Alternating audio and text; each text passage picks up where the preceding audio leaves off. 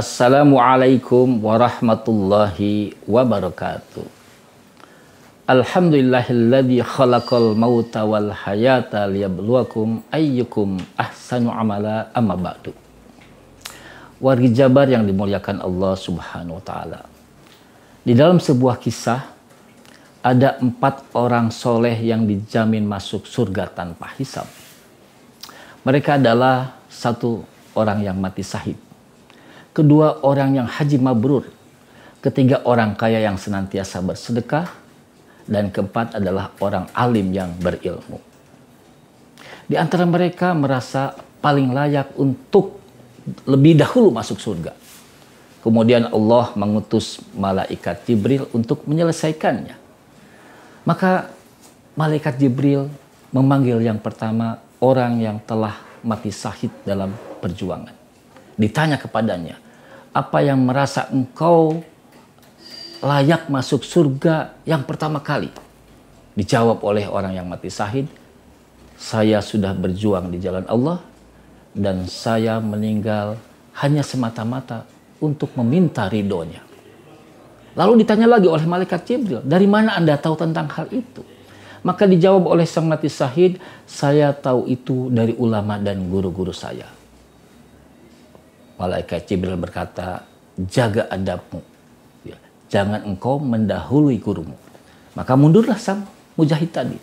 Lalu dipanggillah orang yang kedua, orang yang haji mabrur, dengan pertanyaan yang sama. Ditanyakan kenapa ingin masuk surga lebih awal. Dijawabnya adalah, saya sudah melakukan haji mabrur ya Allah, semata-mata karena engkau, karena saya tahu ganjarannya adalah surga. Lalu ditanya, dari mana engkau tahu tentang hal itu? Jawab, dari guru dan ulama-ulama saya. Maka kata malaikat Jibril, jaga adabmu, jangan engkau mendahului gurumu. Maka mundurlah orang yang kedua itu.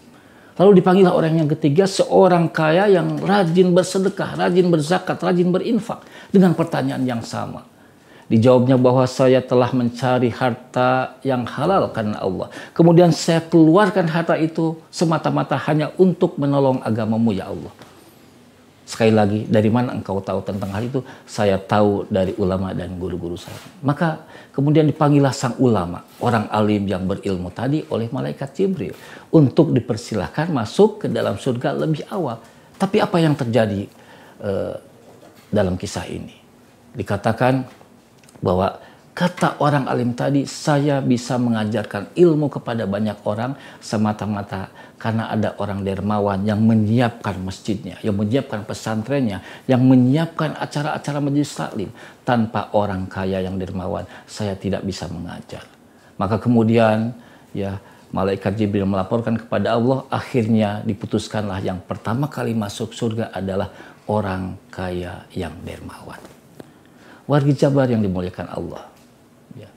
Di dalam surat Al-Munafikun, Rabbi laula akhortani ila ajalin qarib.